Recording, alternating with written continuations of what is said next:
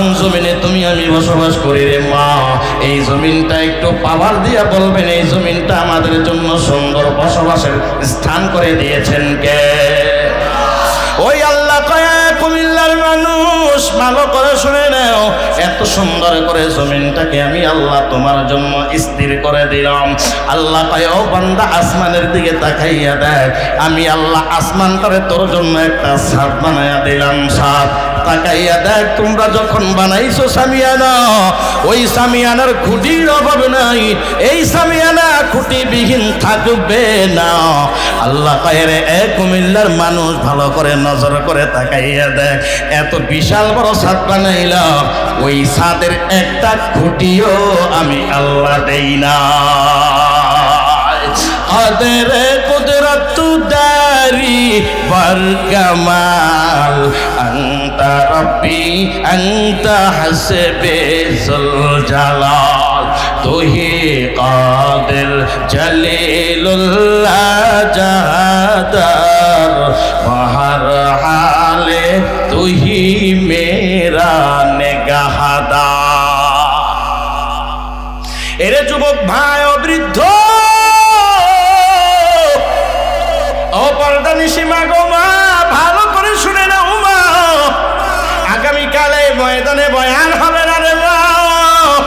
কত রাত তুমি কাটাইয়া দিয়েছো গো মা, স্টার জলসা দেখে দেখে, জি বাংলা দেখে দেখে, ইন্ডিয়ান সিরিয়াল দেখে দেখে মা রাত্র কাটাইছো, টিভির সামনে বসে বসে মা রাত্রটা কাটাইয়া দিয়েছ, ওরে ফেসবুকের মধ্যে ঢুকে ঢুকে সারা রাত কাটাইয়া দিয়েছ রে মা। ও মা গো মা,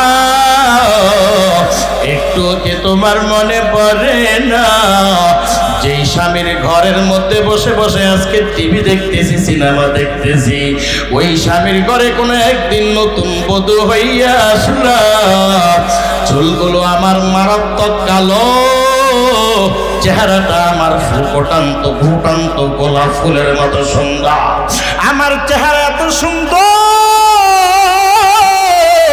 ডানে বামে বহু মা বোন আমার চেহারা দেখার জন্য বড় পাগল, আমার চেহারা দেখার জন্য কত পাগল। আজকে মা তুমি আয়নার দিকে তাকাইয়া দেখো, তোমার ওই কালো চুল সাদা হয়ে গেল, চামড়াটা ঢিলা হয়ে গেল রে মা।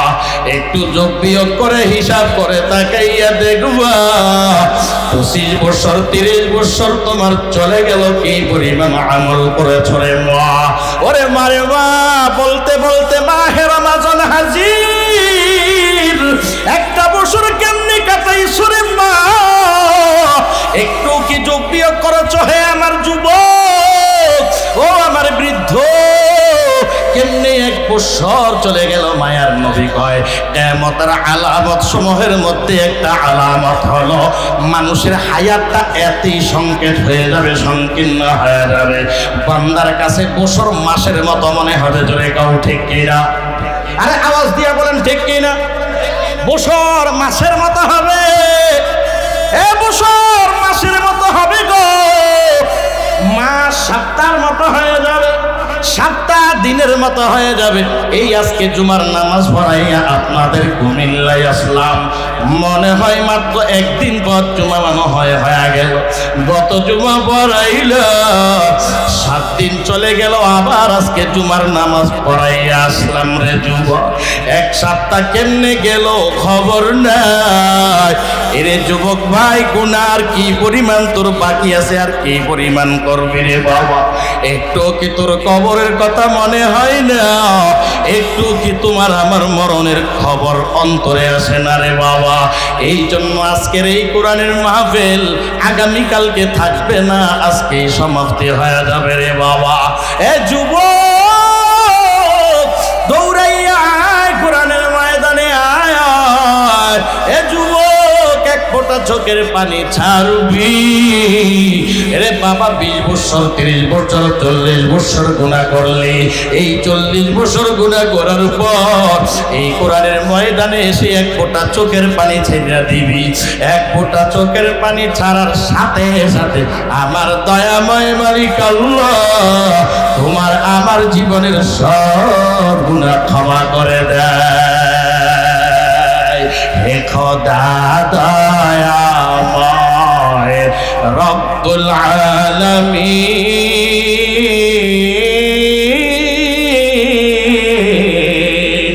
জীবনে মরণে ভয় কি হবে সেই দিন হে খোদা দয়াময় রব্বুল আলামিন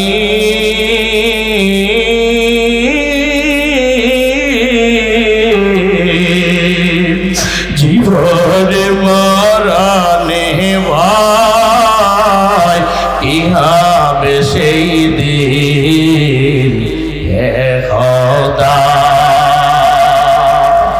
ধরাতে আসিয়া আছি বড়ই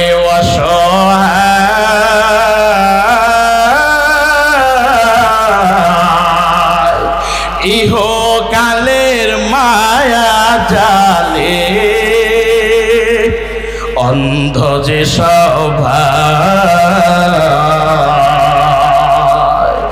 ধরাতে আসিয়া আছি বড়ই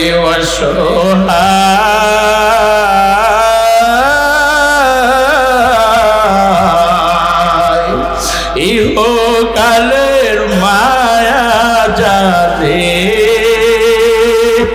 অন্ধ সবাই দাও হেদায়াত মুখে দাতা দাও হেদায়াত মুখে দাতা গফুরুর রহিম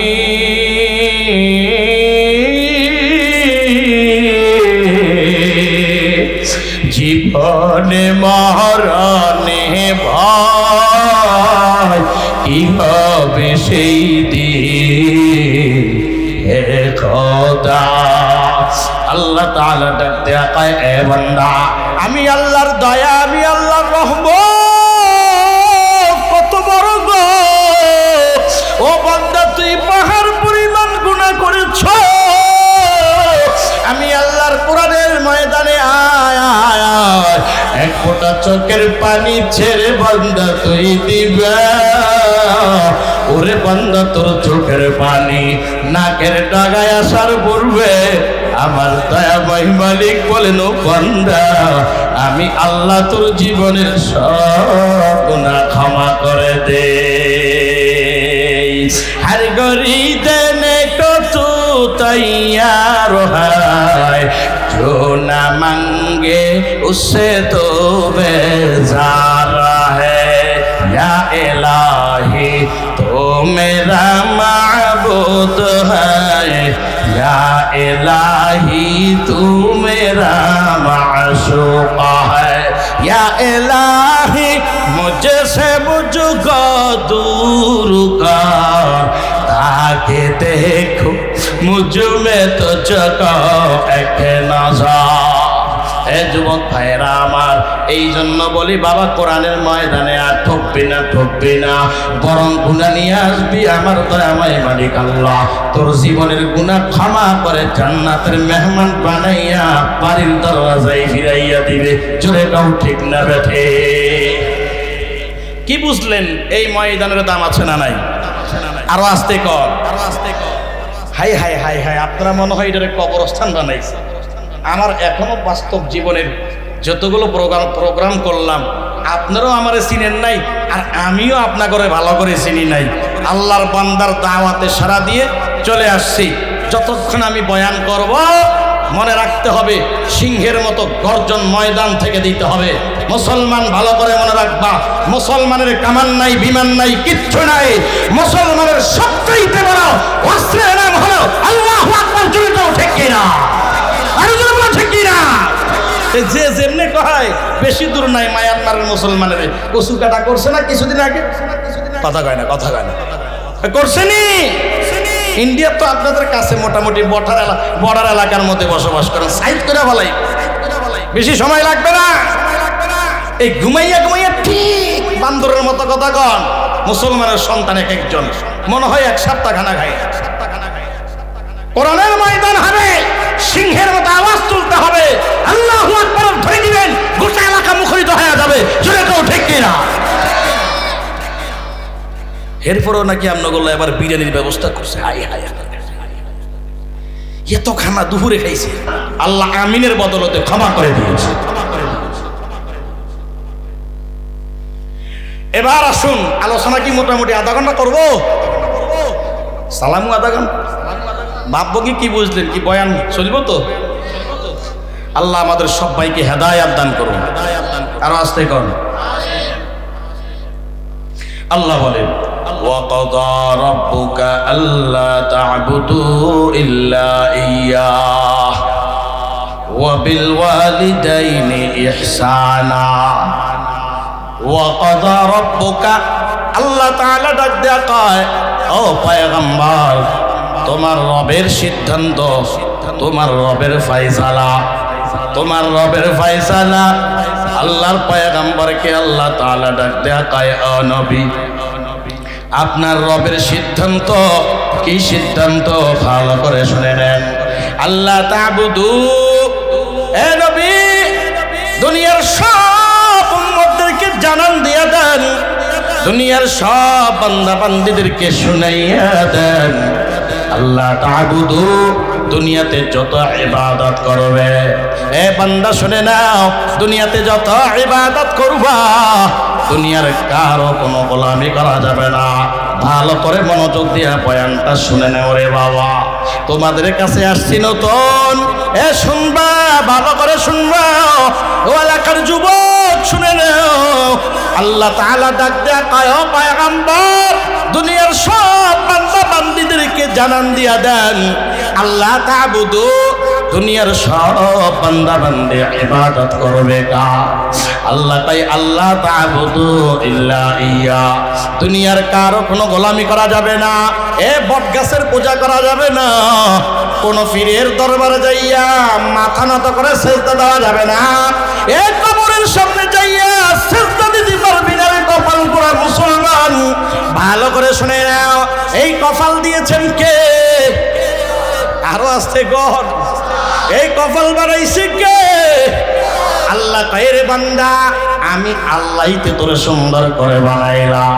বান্দারে, তুই কিচ্ছু ছিলি না, এক ফোঁটা নাপাক পানি মাত্র ছিলা। ও বান্দা, আমি আল্লাহ তাআলাই নাপাক পানির মধ্যে শোধন করলাম, শোধন করে করে আমি আল্লাহ রক্তের জমাট বানাইলাম, এই রক্তের জমাটের ভিতরে শোধন করলাম। এ বান্দা, এই রক্তের জমাট গোষ্ঠীর পিণ্ডুলি বানাইলাম, এই গোষ্ঠীর পিণ্ডুলির পর আমি আল্লাহ আবার ফেরেশতা দিয়া শোধন করাইলাম, আমি এর মধ্যে আমি আল্লাহ হাড় ঢুকাইলাম, আমি আল্লাহ শক্ত হাড্ডি বানাইলাম, আমি আল্লাহ রগ পেশা সৃষ্টি করে দিলাম। এরপরে এইভাবে ধাপে ধাপে করে করে সাতটা চিল্লা দিয়া আমি আল্লাহ সুন্দর অবয়ব গঠন দিয়ে সুন্দর একটা মানুষ রূপে একটা স্ট্রাকচার বানাইলাম। আমি আল্লাহ মানুষ বানানোর পর এরপরে আমি আল্লাহ হুকুম করলাম, ও মানুষ, মায়ের রেহেম দিয়া তুই দুনিয়ার জমিনে পদার্পণ কর। আল্লাহ কয়, বান্দা, আমি আল্লাহই তো তোরে এত সুন্দর করে বানাইলাম, দুনিয়ার মা তোরে বানাই নাই, এ দুনিয়ার বাবা তোরে বানাই নাই, এই দুনিয়ার পীর তোরে বানাই নাই, দুনিয়ার কোন নেতা তোরে বানাই নাই। এ বান্দা, যেহেতু আমি আল্লাহ তোরে বানাইছি, এই কপাল দুনিয়ার কেউ বানাই নাই রে মুমিন, এই কপাল বানাইছেন আমার আল্লাহ। আল্লাহ কয়, রে বান্দা, দুনিয়াতে যতদিন তুই থাকবে, দুনিয়ার কারো কোনো গোলামি করা যাবে না, কারো সামনে মাথা নত করা যাবে না। এই মাথা যদি নত করতে হয়, একমাত্র আমার আল্লাহর কুদরতি কদমের সামনে মাথাটারে নত করবা। জোরে কাও ঠিক কিনা? আল্লাহ তা'বুদু ইল্লা ইয়া, আল্লাহ কয়, দুনিয়ার মানুষ, দুনিয়াতে কারো কোনো গোলামি চলবে না, একমাত্র গোলামি চলবে কার? পাওয়ার দিয়া কও, আরো জোরে কন, একমাত্র গোলামি চলবে আমার আল্লাহ। আল্লাহ কয় রে ও বান্দা, কেন আমি আল্লাহ তাআলার গোলামি তোমার করতে হবে?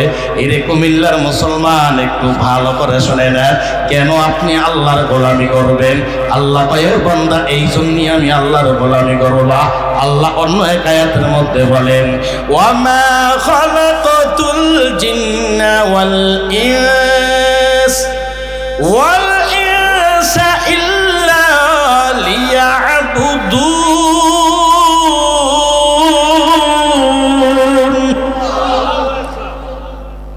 মা খালাকাতুল জিন্নি ওয়াল ইনসি বিখাজুসি ইবাদাত নিস্তিমাকসুদ আজজাহা। এরে দুনিয়ার মুমিন, আল্লাহ কয় আমি আল্লাহ জিন এবং ইনসান বানাইলামই না, তবে বানাইছি কেন? একমাত্র আমি আল্লাহর গোলামি করার জন্য বানাইলাম। ও কুমিল্লার যুবক ভাই, তোমারে আমারে আল্লাহ কেন বানাইছেন? এই আয়াতের প্রমাণ হলো দলিল। আল্লাহ তাই বানাইছি একমাত্র আমি আল্লাহর গোলামি করার জন্য। দুনিয়ার কারো কোনো গোলামি চলবে না, শুধুমাত্র কেবলমাত্র আমার আল্লাহর গোলামি করবা। আল্লাহ তাই গোটা দুনিয়াটারে তোমার জন্য সাজাইলাম। এ বান্দা শুনে নে, আমি আল্লাহ আসমান বানাইলাম, আমি আল্লাহ জমিন বানাইছি গো, আমি আল্লাহ পাহাড় বানাইলাম, সব আমার আল্লাহ বানাইছেন। আল্লাহ তাআলা ডাক দিয়া কয়, ও দুনিয়ার বান্দা, আমি আল্লাহ আসমান বানাইলাম, কোনোদিন বলি নাই আমার আসমান। আমি আল্লাহ জমিন বানাইলাম, কোনোদিন বলি নাই আমার জমিন। আমি আল্লাহ পাহাড় বানাইছি, কোনোদিন বলি নাই আমার পাহাড়। তবে বান্দা শুনিনি ও বান্দা, আমি কোরআনের জায়গায় জায়গায় বললাম, কুলিয়া ইবাদিয়াল্লাযীনা আসরাফু আলা আনফুসিহিম লা তাকনাতু মির রাহমাতিল্লাহ ইন্নাল্লাহা ইয়াগফিরুদ যুনুবা জামিআ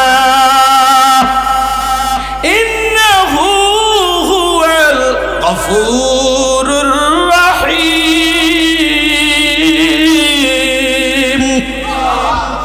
আল্লাহ কয়, দুনিয়ার মানুষ শুনে নে, গোটা দুনিয়ারে আমি আল্লাহ বানানোর পর কোনোদিন বলি নাই আমার সূর্য, আমার চাঁদ, আমার নক্ষত্র, আমার পাহাড়। তবে বান্দা তোমার ব্যাপারে বললাম, ও তুই আমার বান্দা, আমার বান্দা, আমার বান্দা। দুনিয়ার কোনো প্রধান যদি, রাষ্ট্রপ্রধান যদি রাখতে হয়, এটা আমার লোক, ওই লোকের যেমন কোনো মামলার ভয় নেই, হামলার ভয় নেই, ডাইরেক্টলি প্রধানের সাথে যাইয়া মুলাকাত কর। কারণ এই লোকটা দুনিয়ার কারণ না, এই লোকটা হলো দুনিয়ার প্রধানমন্ত্রীর লোক। ও দুনিয়ার মুমিন শুনে নে, আল্লাহ তাআলা ডাক দিয়া কয়, ও বান্দা তুই হলি আমার, তুই হলি আমার। যেই বান্দার ব্যাপারে আল্লাহ ঘোষণা দেয়, এ বান্দা তুই আমার, ওই বান্দার আর কোনো টেনশন নাই, আর কোনো চিন্তা থাকে না। কারণ ওই বান্দা যেই দিকে যায় সেই দিকে শুধু আল্লাহর কুদরতি রহমত দেখতে পায়। ওই বান্দা যেই দিকে যায় সেই দিকে শুধু আল্লাহর কুদরত রহমত সামনে দেখতে পায়। বলকের বাদশা ইব্রাহিম ইবনে আদম রাজকীয় পোশাক পরিধান করিয়া, এ রাজকীয় হালত, ইব্রাহিম ইবনে আদম সিংহাসনে শুয়ে আছেন। অন্ধকার রাত গভীর যখন হয়ে গেল, হঠাৎ করে ছাদের উপরে আওয়াজ। ডাক দিয়া কয়, এ সেনাপতির দল, এ প্রহরীর দল, তাড়াতাড়ি যা, আমার ছাদের উপরে এত ভয়ঙ্কর আওয়াজ কোথার থেকে হয়, দেখ কে করতেছে। ওই প্রহরী দৌড়াইয়া যায় লোকটারে ধরে বাদশার সামনে হাজির করলেন। ইব্রাহিম ইবনে আদম ডাক দিয়া কয়, এ আহমক, ঘরের আহমক, এত বড় সাহস, আমার ছাদের উপরে তুই এত গভীর রাত্রে কেন আওয়াজ করছস, কেন তুই উঠছস? ওই আল্লাহর বান্দা ডাক দিয়া কয়, ও দুনিয়ার বাদশা ইব্রাহিম ইবনে আদম, আমি ছাদের উপরে আমার হারানো ওটটা খোঁজার জন্য আমি ছাদে উঠলাম। এবার ডাক দিয়া কয়, এ আহমক, হারানো ওট ছাদের উপরে পাওয়া যায় না। হারানো ওট যদি খুঁজতে হয়, যা ময়দানে যা, ময়দানে যাইয়া খুঁজো, রাস্তায় যাইয়া খুঁজো গো। ওই বন জঙ্গলে যাইয়া খোঁজ, সেখানে গেলে তোর হারানো ওট তুই খুঁজে পাইবা। ছাদের উপরে কোনোদিন হারানো ওট খুঁজে পাওয়া যাবে না। এবার ওই আল্লাহর বান্দা রাখাল ডাক দেয়া কয়, ইব্রাহিম, আমি যদি আহমক হই, আমি যদি বেকুব হই, আমার চাইতে বড় আহমক হচ্ছেন আপনি। ইব্রাহিম ইবনে আদম ডাক দেয়া কয়, এ রাখাল, এত বড় কথা তুই আমারে কেমনে বললি?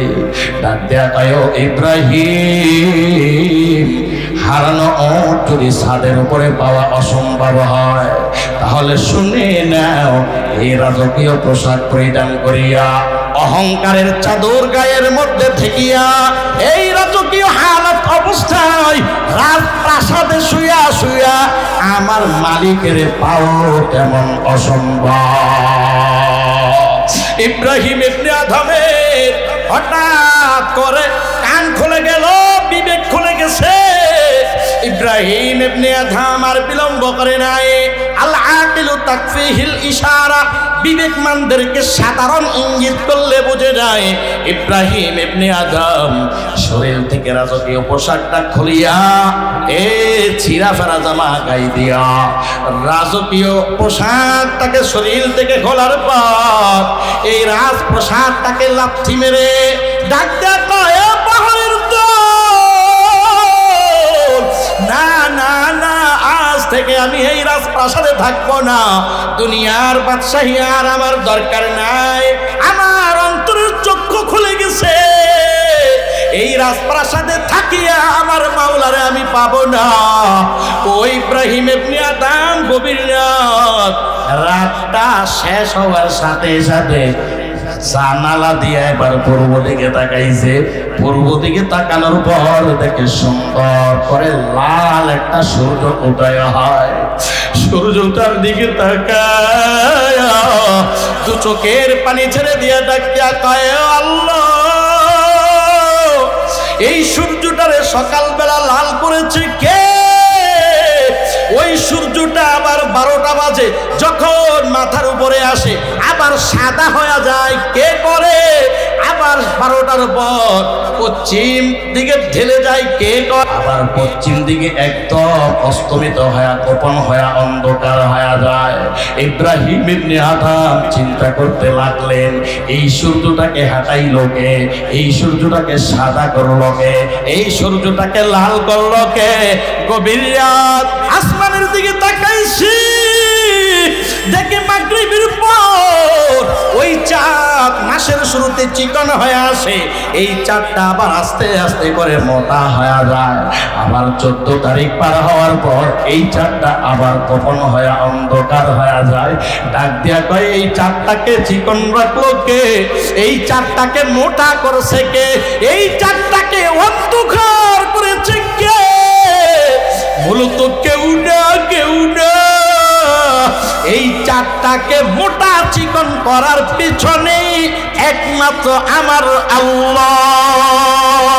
ইব্রাহিম ইবনে আদম রাজকীয় পোশাকটাকে শরীর থেকে খুলিয়া বাদশাহীকে লাথি মারিয়া এবার ডাক দেয়া কয়, সেনাপতির দল, যাও এই দেশের সব রাষ্ট্রীয় সব ফাইলগুলো জমা দিয়া দিলাম, আজ থেকে আমারে আর পাইবা না। ইব্রাহিম ইবনে আদম বের হইয়া জঙ্গলের দিকে দৌড়ায়, জঙ্গলের দিকে যাচ্ছি যাচ্ছি গো। ইব্রাহিম ইবনে আদম যাইতেছি, হঠাৎ করে এক বুজুর্গের সাথে মোলাকাত হয়ে গেল। ওই বুজুর্গের সামনে দস্তরখানা বিছানো আছে, ওই দস্তরখানার মধ্যে সুন্দর সুন্দর খানা আছে। ওই আল্লাহর বান্দা বুজুর্গ ডাক দিয়া কয়, ইব্রাহিম, ও ইব্রাহিম, আমার সাথে তুমি খানাতে শরীক হয়ে যাও। ইব্রাহিম ইবনে আদম ডাক দেয়া কয়, না না না, আমি তোমার খানা কেন খাবো? আমি তোমার খানা খাবো না। তবে আমি তোমাকে প্রশ্ন করতে চাই, বলো বলো বলো, এই জঙ্গলের মধ্যে তুমি কতদিন বসবাস করো? ইব্রাহিম ইবনে আদমের কথা অনুযায়ী ওই আল্লাহর বান্দা বুজুর্গ ডাক দেয়া কয়, ও ইব্রাহিম, এই জঙ্গলে আমি 1 2 দিন 3 দিন 4 দিন না, 1 মাস 2 মাস 3 মাস না, 1 বছর 2 বছর 3 বছর না, আমি এই জঙ্গলে আজ থেকে পড়ায় আমি এই জঙ্গলের মধ্যে 250 বছর পর্যন্ত বসবাস করি। ডাক দেয়া কয় আল্লাহু আকবার। এই 250 বছর তোমার খানা দেয় কে? ডাক দেয়া কয় দুনিয়ার গাড়ি বাড়ি আমার কোথাও কিচ্ছু নাই, দুনিয়ার কোন জায়গার থেকে কেউ আমার খানা দেয় না, তাহলে বলো তোমার খানা দেয় কে?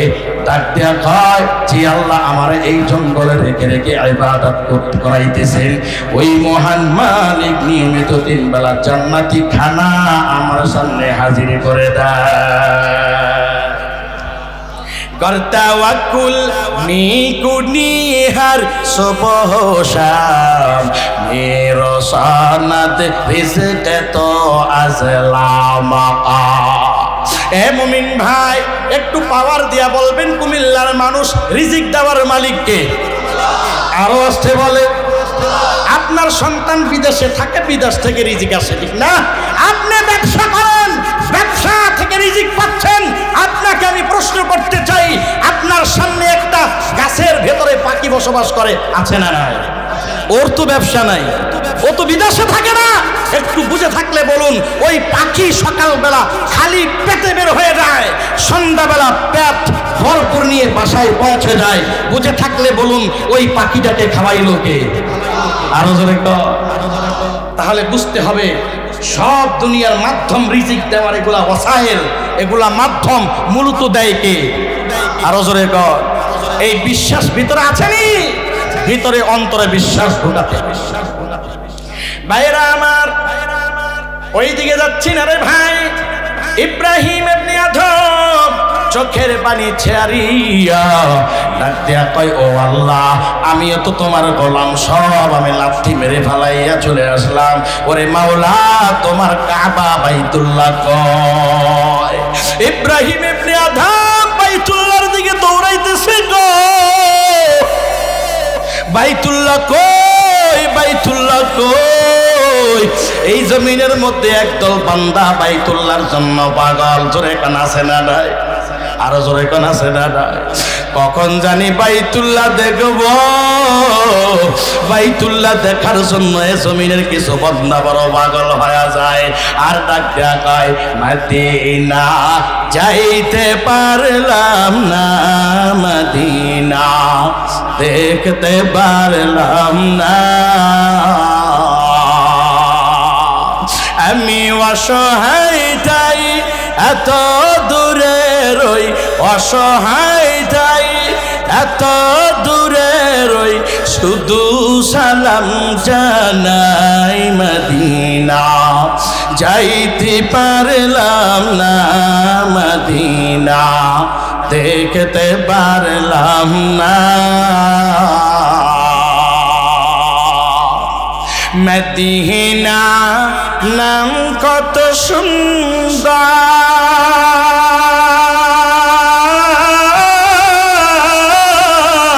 মদিনা কেড়েছে অন্তর।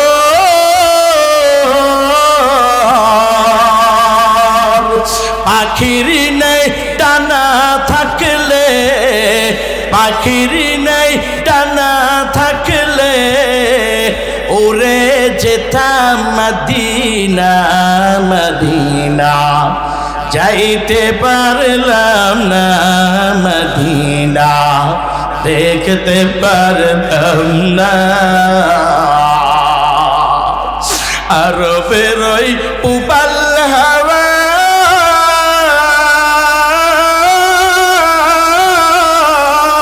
পশ্চিমে করেছে ধাওয়া। আরো বেরোই উবাল হাওয়া,